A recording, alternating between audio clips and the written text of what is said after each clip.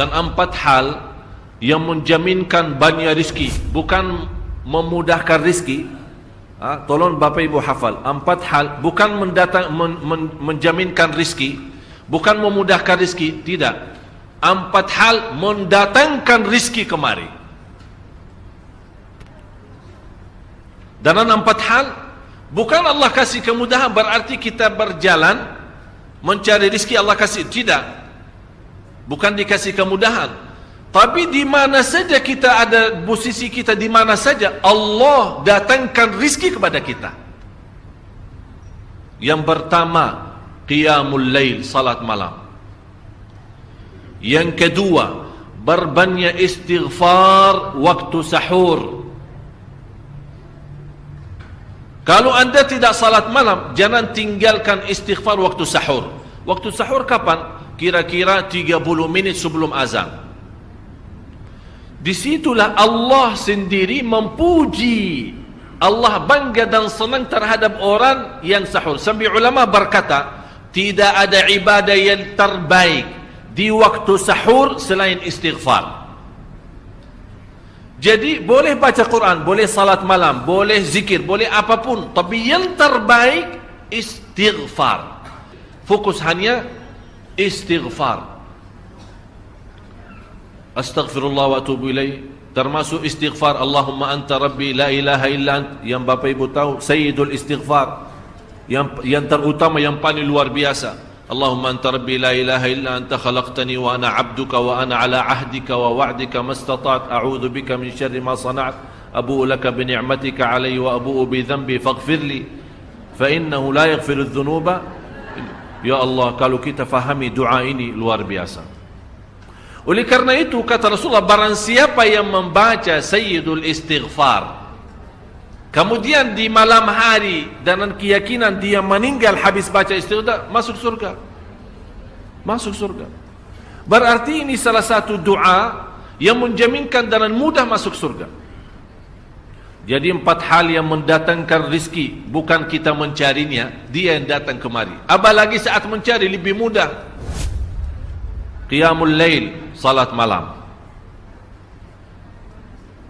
Tapi dalam bahasa, mohon maaf Bapak Ibu, dalam bahasa Arab disebut qiyamul lail, bukan salat. Tapi kalau diterjemahkan dalam bahasa kita salat. Tapi kenapa di situ qiyamul lail? Diberikan qiyamul lail, qiyam artinya berdiri. Berarti lama. Saking lama berdiri dikaitkan jadi qiyamul lail. Qumil laila ya ayyuhal muzammil.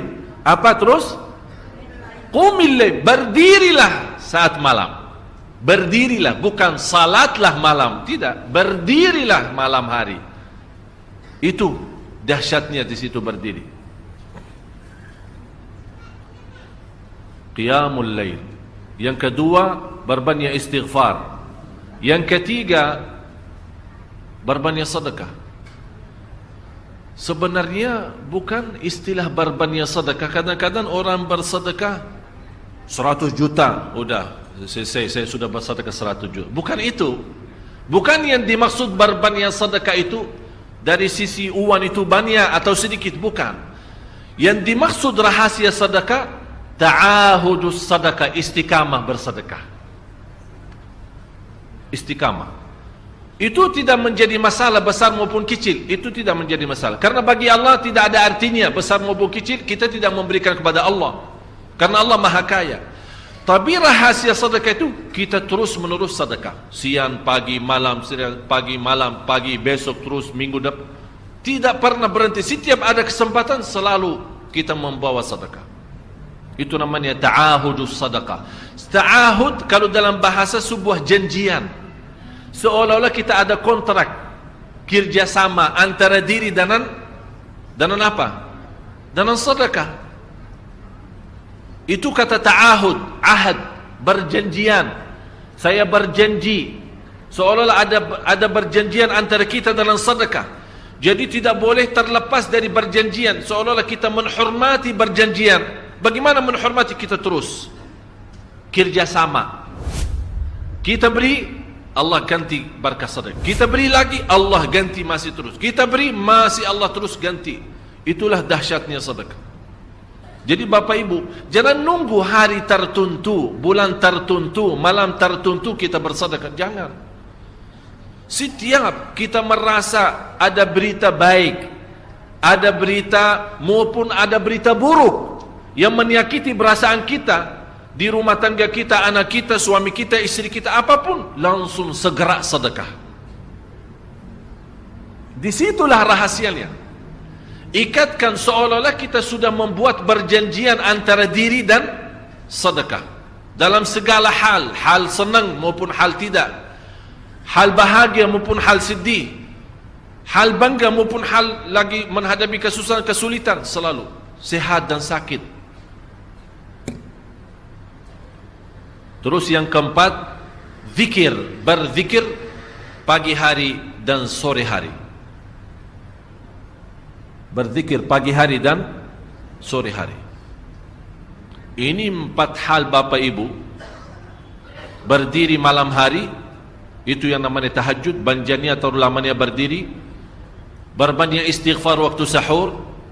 Yang ketiga, berbanyak sedekah. Sudah Bapak Ibu mengerti, jadi istilah berbanyak sedekah bukan artinya harus banyak dari jumlah hitungannya, tidak. Yang keempat adalah berzikir di pagi hari maupun petang hari. Amman huwa qanitun ana al-laili sajidan wa qa'ima.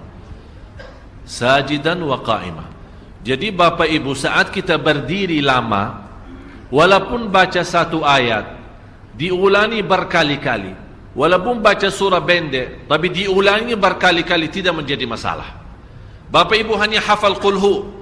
Qulhu dibaca 3 kali, pahalanya seperti baca Al-Quran 30 juz.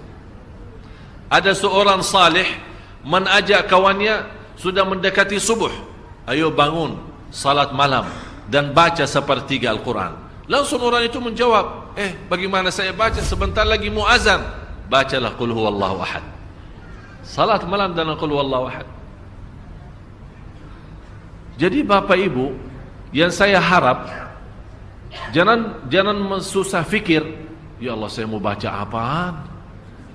Tidak usah susah fikir. Baca dan nikmati, yang penting nikmati bacaan. Walaupun qul huwallahu ahad setiap hari. Kalau kita pusing baca, Allah tidak akan pusing mendengar. Malah Allah paling senang mendengar bisikan bacaan dan bisikan doa kita malam hari. Allah paling senang mendengar bisikan doa munajat kita malam hari. Itu luar biasa.